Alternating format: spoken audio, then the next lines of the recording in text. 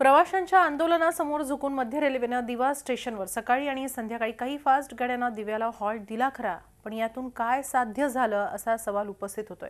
प्रवाशांची सोय झाली की प्रवाशांचे जीव धोक्यात घातले गेले याचं उत्तर द्यावं लागणार आहे।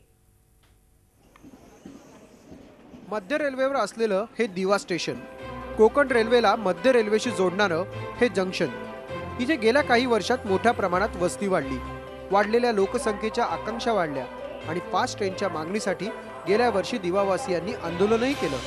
त्यानंतर अनेक चर्चा झाल्यावर अखेर रविवारपासून रेल्वेने काही फास्ट गाड्यांना दिव्यात हॉल्ट दिला। दिवावासियांचं तेवढ्यापुरतं समाधान झालं असलं तरी गाड्या थांबायला लागल्यावर गर्दीचा बडगाही दिसायला लागलाय। डोंबिवलीवरूनच खच्चून भरून आलेल्या गाडीच्या फुटबोर्डवरही पाय ठेवायला जागा नसल्याने अनेक जणांनी जीव धोक्यात टाकत ट्रॅकवरून उलट्या बाजूने गाडीत चढायला सुरुवात केली आहे।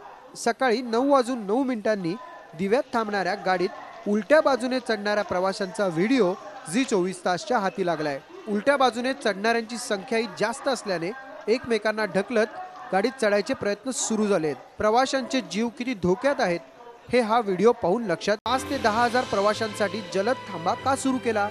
दिव्यात 95% इमारती अनधिकृत आहेत, त्यातच रेल्वेने फास्ट गाड्या थांबवायला सुरुवात केल्याने अनधिकृत इमारती आणखी फोफावणार का? फास्ट गाड्यांना थांबा देण्यापूर्वी रेल्वेने प्रवाशांचा जीवाचा विचार केला होता का, असे प्रश्न विचारले जात आहेत। त्यामुळे फास्ट गाड्या थांबवण्याऐवजी गाड्यांच्या फेऱ्या वाढून अर्धजलद लोकल्सची संख्या वाढवता आली असती तर प्रवाशांच्या सोयीचं ठरलं असतं, असा सूर आळवला जातोय। कपिल राऊत, झी मीडिया, ठाणे। झी 24 तास रहा एक पाऊल पुढे।